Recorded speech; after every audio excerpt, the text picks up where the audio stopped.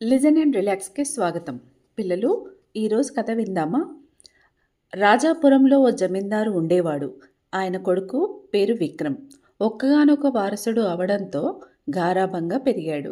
చదువు అంతంత మాత్రమే. డబ్బుకు కొదవలేకపోవడంతో చెడు తిరుగుళ్ళు ఎక్కువై పోకరీగా తయారయ్యాడు. విచ్చలవిడిగా డబ్బులు ఖర్చు చేసేవాడు. ఎవరు ఎంత చెప్పినా వినేవాడు కాదు. కొడుకును ఎలా దారికి తెచ్చుకోవాలో తెలియక దిగులు పడేవాడా తండ్రి. అదే విషయాన్ని ఊరు పెద్దతో చెప్పి సలహా అడిగాడు. ఆయన కాసేపు ఆలోచించి జమీందారుకు ఓ ఉపాయం చెప్పాడు. అదే రోజు సాయంత్రం కొడుకును పిలిచి, వాస్తవానికి నా తర్వాత ఆస్తి మొత్తం నీదే, కానీ నువ్వు ఇలా డబ్బును వృధా చేయడం చూస్తుంటే దీన్ని నిలబెట్టుకుంటావో లేదోననే సందేహం కలుగుతుంది. అందువల్ల నువ్వు కష్టపడి ఎంతో కొంత సంపాదించగలిగితేనే ఈ జమీందారుకి వారసుడు అవుతావు అని ఖచ్చితంగా చెప్పాడా తండ్రి. మరో దారి లేక సరేనంటూ తలోపాడు విక్రమ్. మరుసటి రోజే పని వెతుక్కునేందుకు పక్కనే ఉన్న పట్టణానికి వెళ్ళాడు.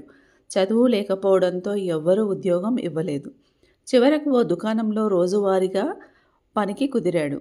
మొదటి రోజు పని చేయగా వచ్చిన డబ్బును తీసుకెళ్లి తండ్రికి ఇచ్చాడు. ఆయన దాన్ని పెరట్లోని బావిలో పడేశాడు.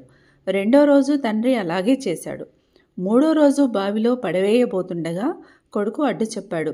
నాన్న, నేను అంత కష్టపడి సంపాదించి తెచ్చిన డబ్బును నువ్వు ఎలా అలా ఊరికనే నీళ్ళలో పడవేయడం నాకు కష్టంగా ఉంది అన్నాడు బాధగా. అప్పుడు ఆ తండ్రి కొడుకుని దగ్గర తీసుకొని, ఈ రోజు కోసమే నేను ఎదురు చూస్తున్నా. నువ్వు కష్టపడి సంపాదించిన డబ్బు కాబట్టి దాని విలువ నీకు తెలిసింది. అది నీళ్ల పాలవుతుంటే విలవిల్లాడావు. మరి నేను కూడబెట్టిన సొమ్మును నువ్వు వృధా చేస్తుంటే నాకెంత బాధ కలుగుతుందో ఎప్పుడైనా ఆలోచించావా? ఖర్చు చేయడం తేలికే, కానీ సంపాదించడమే చాలా కష్టం. ఇప్పటికైనా ఈ విషయాన్ని గ్రహిస్తే మంచిది అన్నాడు. ఇన్నాళ్ళు తను చేసిన తప్పేంటో తెలుసుకున్న విక్రమ్ క్షమించమని తండ్రిని కోరాడు. అప్పట్నుంచి అనవసర ఖర్చులు చేయకుండా బుద్ధిగా ఉంటూ మంచి పేరు తెచ్చుకున్నాడు. పిల్లలు, ఎవరైతే కష్టపడి సంపాదిస్తారో డబ్బే కానివ్వండి, ఇంకా ఏదైనా కూడా, అప్పుడు దాని విలువ అనేది మీకు తెలుస్తుంది. ఊరికే వచ్చిన దానికి విలువ ఉండదు. Thank you.